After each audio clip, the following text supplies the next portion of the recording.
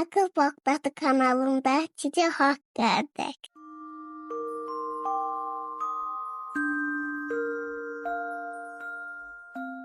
Bismillahirrahmanirrahim. Salam, mənim gül ətirli və gözəl balalarım. Bu gecə mən Sümeyyə bacınız sizlər üçün Nərgizin Salamı adlı nağılı danışacağam. Biri var idi, biri yox idi. Nərgiz adlı balaca bir qız var idi. O çox mehriban və ağıllı bir qız idi.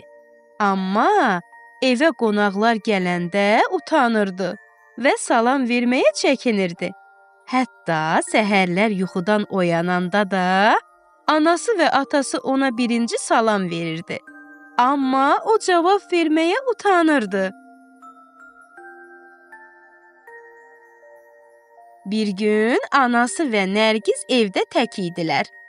Anası mehribanlıqla Nərgizə dedi: Nərgizcan, salam vermək çox gözəl bir şeydir. Salam vermək sağlamlıq gətirir. Əgər kimsə birinə salam versə, bu onun nə qədər tərbiyəli və mehriban biri olduğunu göstərir. Sonra anası əlavə etdi: Əgər həyətimizdə qonşu xala ilə qarşılaşsan və ya liftdə böyüklər görsən, mütləq salam ver. Nərgiz anasını diqqətlə dinlədi. Amma salam vermək istədiyini söyləməyə utanırdı.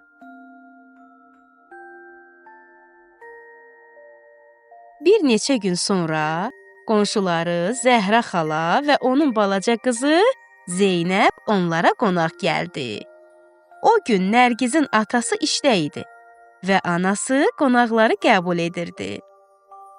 Qapı zəngi çalındı və Nərgiz tez qaçaraq qapını açdı.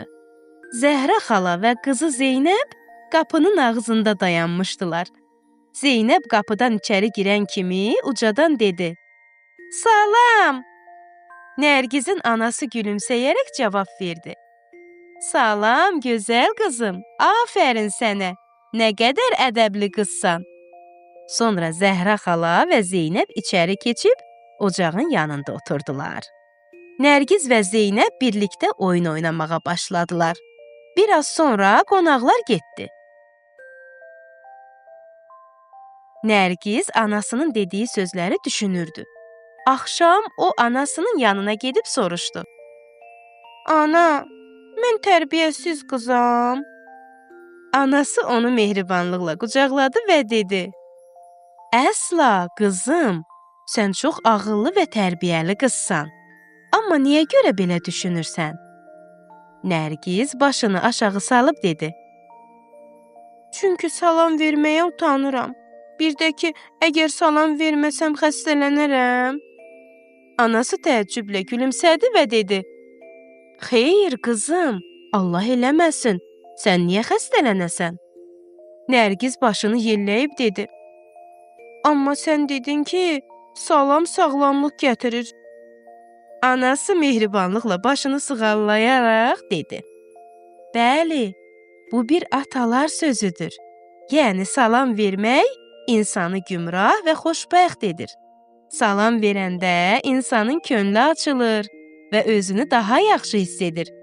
Bir dəfə salam versən, artıq utanmayacaqsan, çünki öyrəşəcəksən. Nərgiz sevinclə dedi: Mən də istəyirəm salam verim. Amma ana, həmişə kiçiklər böyüklərə salam verməlidir. Anası mehribanlıqla cavab verdi: Xeyr, qızım, fərq etməz. Bax, atan və mən hər səhər sənə salam veririk, deyilmi? Sonra anası davam etdi: Hətta Peyğəmbərimiz Həzrəti Muhammed salavatullah həmişə uşaqlara birinci salam verərdi. Amma əgər kiçiklər böyüklərə birinci salam versələr, bu onların ədəbli və tərbiyəli olduğunu göstərər. O gecə Nərgiz çox düşündü və qərara gəldi ki, birinci salam verməkdən çəkinməyəcək. Bir saat sonra qapının zəngi çalındı. Nərgiz tez qaçıb qapını açdı və atası içəri girməmiş uca səslə dedi: "Salam, ata!"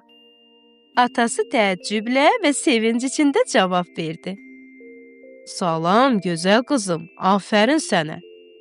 Sonra atası onu mehribanlıqla qucaqladı. Ertəsi gündən etibarən Nərgiz artıq salam verməyə utanmırdı. O hər yerdə böyüklərə gülümsəyərək salam verirdi. Çünki bilirdi ki, salam verəndə hər kəs onu gülümsəyərək qarşılayır və tərifləyir. Bəli, mənim əziz balalarım, salam vermək ədəb və mehribanlıq nişanəsidir. Ən gözəl insanlar hər zaman gülümsəyərək salam verənlərdir. Əzizlərim, nağılımız barədə şəkil çəkib bizə göndərməyi unutmayın. Gecəniz xeyrə qalsın, yuxunuz şirin olsun.